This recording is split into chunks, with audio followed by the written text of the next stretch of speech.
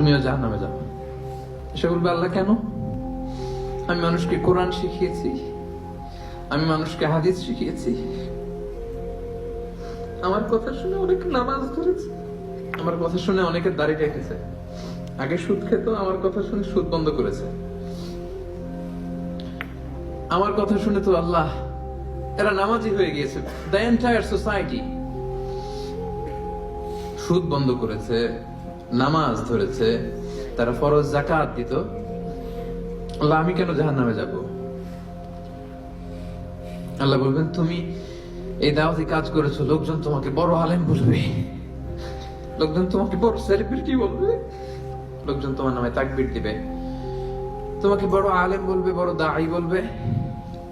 এটা তো বলা হতো তোমাকে দুনিয়াতে, আল্লামা বলে ডাকা হতো তোমাকে, বাহরুল উলুম বলা হতো তোমাকে, জ্ঞানের সাগর, অনেক বড় দাঈ, অনেক বড়